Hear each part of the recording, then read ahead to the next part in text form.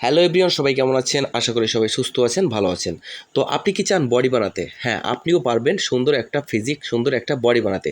তবে হ্যাঁ, আপনি যদি বডি বানাতে চান তাহলে আপনাকে ইউটিউবের ভিডিও দেখা বন্ধ করতে হবে।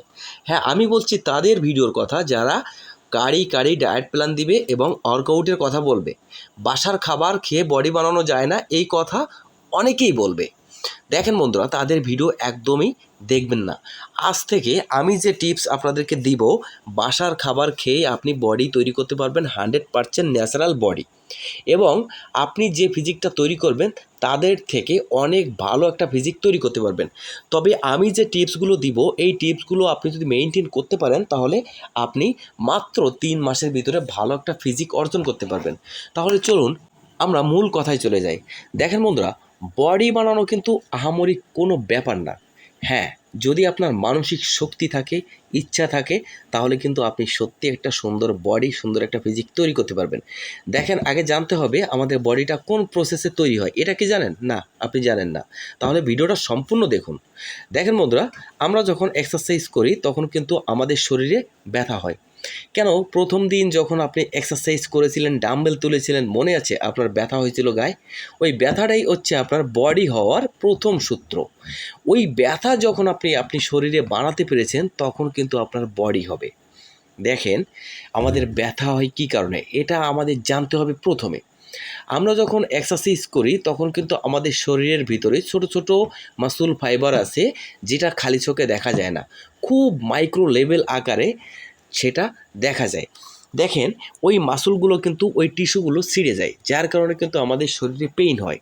তো এই পেইন কমানোর জন্য আমরা যে ভুল করে থাকি, পেইন কিলার খেয়ে থাকি, ওষুধ, মেডিসিন, বিভিন্ন ধরনের কিছু খেয়ে থাকি। এই ভুলটা গাইস করা যাবে না। এই ভুলটা করলে কিন্তু আপনার বডি হবে না। দেখেন, যখন মাইক্রো লেভেল আকারে ড্যামেজ হবে তখন ওই ড্যামেজটাকে আমাদের পূরণ করতে হবে খাদ্যর মাধ্যম থেকে।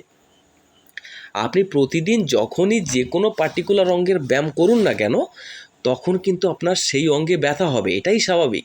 এটাই তো বডি হওয়ার প্রসেস। দেখেন, আপনাকে সাপ্লিমেন্ট খাওয়া লাগবে না, আপনাকে মেডিসিন খাওয়া লাগবে না। আপনি বাসায় বসে যেটা তৈরি করে সেটাই খেতে পারবেন। আপনার এইটুকু আপনাকে মেনে চলতে হবে। আপনার বডি ওয়েট যদি 50 কেজি হয়ে থাকে তাহলে আপনাকে মিনিমাম 60 গ্রাম প্রোটিন খেতে হবে। আর 60 গ্রাম প্রোটিন তো আমরা আরামসে প্রতিদিন মাছ, ভাত, ডাল এগুলোর থেকেই পেয়ে থাকি, স্বাভাবিক। এগুলোর সাথে যদি আমরা একটা ডিম, একটু ছোলা, একটু বাদাম কিংবা একটা কলা যোগ করতে পারি, তাহলে ভাই আমাদের বডিটা কিন্তু খুব দ্রুতভাবে গ্রোথ হবে, যেটা আপনি নিজেও কল্পনা করতে পারবেন না। আর ন্যাচারাল বডি মানে কি জানেন? বডির রাজা। আপনি যখন বাসার খাবার খেয়ে বডিটা তৈরি করবেন, এই বডিটা কিন্তু দীর্ঘদিন আপনার এই বডিটা জার্নি করতে পারবে। আর দেখবেন, যারা মেডিসিন খেয়ে, সাপ্লিমেন্ট খেয়ে বডি তৈরি করে তারা কিন্তু মাঝপথেই শুয়ে পড়ে। তো আমরা মাঝপথে শুয়ে পড়ার জন্য আসিনি, আমরা দীর্ঘদিন লাস্টিং করতে চাই এবং দীর্ঘদিন আমরা এক্সারসাইজ করে আমাদের বডিটা পারফর্ম করতে চাই। তাহলে কি করতে হবে? দেখেন, আপনি সপ্তাহে মাত্র 4 দিন ওয়ার্কআউট করবেন, মাত্র 4 দিন ওয়ার্কআউট করবেন, আর বাকিটা আপনি সম্পূর্ণ রেস্ট দিবেন। যখন আপনি রেস্ট দিবেন না, তখন দেখবেন আপনার শরীরটা কীভাবে রিকভারি হয়, খুব দ্রুতভাবে রিকভারি হবে।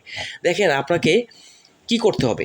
আপনি যদি ভালো ফিজিক তৈরি করতে চান তাহলে কিন্তু আপনাকে মাসে 1 দিন হলেও আপনাকে ওয়েট বাড়াতে হবে। আপনি যদি ওয়েট না বাড়ান তাহলে কিন্তু আপনার মাসলগুলো বাড়বে না। আপনাদের মাসল বাড়বে তখনই যখন আপনি ওয়েট বাড়াবেন, তখনই কিন্তু আপনার মাসলগুলো ধীরে ধীরে তৈরি হবে। আপনি যদি প্রতিদিন একই ওয়েটে জিম করেন তাহলে কিন্তু আপনার বডিটা একই রকম থাকবে। এটাই হচ্ছে সায়েন্স।